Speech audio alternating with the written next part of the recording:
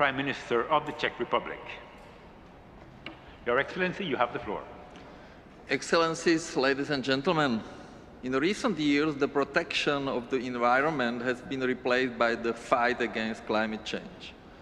The European Union strives to achieve zero emissions by 2050, as envisioned by its Green Deal. However, the 13 legislative proposals, called Fit for 55, go far beyond what the EU has adopted and agreed. Yet only the EU, which produces approximately only 9% of global CO2 emissions, wants to take drastic action to curb its carbon footprint. However, the EU can achieve nothing without the participation of the largest polluters, such as China or United States of America, which are responsible for 25% and 13% respectively of global CO2 emissions. Despite this fact, the European Commission continues to propose dangerous policies such as the ban on combustible engines in 2035 or carbon allowances for transport and individual housing. Due to improper legislature and speculation, the price of emission allowances has gone out of control, resulting in the surging cost of electricity.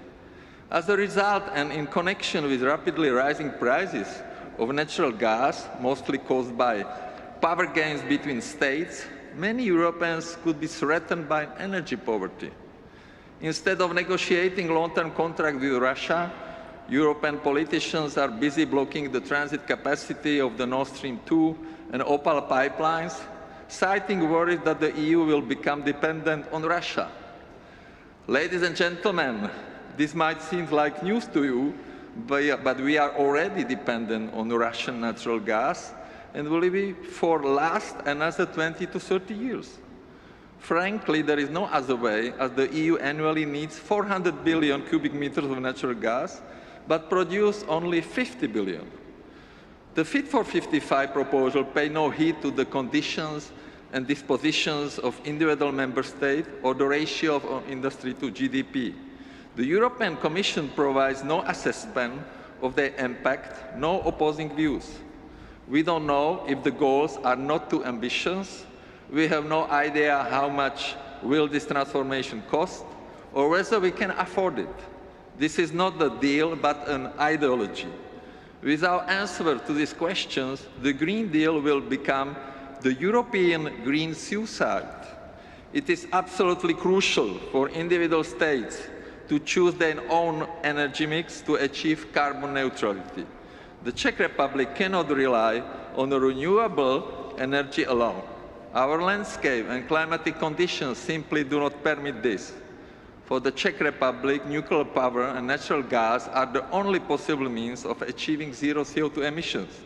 Especially nuclear energy is clean, safe, reliable and affordable power source, and the EU member states and the European Commission should acknowledge this. The Green Deal could come at huge social, economic, political and geopolitical cost.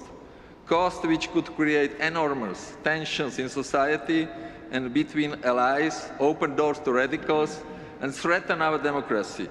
The Green Deal could be responsible for the loss of competitiveness of the EU, the impoverishment of families, for rising unemployment, astronomical energy prices, the disintegration of industry, and in the end, the destruction of the environment it seeks to protect.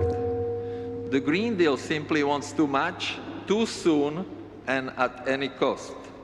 Given the current market situation, rising prices of energy and commodities, the disruption in supply chains and shortage of goods, I believe it is necessary to set a realistic strategy for the implementation of the Green Deal. We must calculate the cost, assess the impacts, set individual targets, and provide EU member states with maximum flexibility.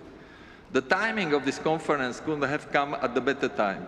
Recent development provides us with an urgent wake-up call to start approaching green policies without ideology, critically and rationally, and to promote changes gradually in such a way which is economically, politically and socially sustainable. Thank you for your attention. Thank you, Your Excellency.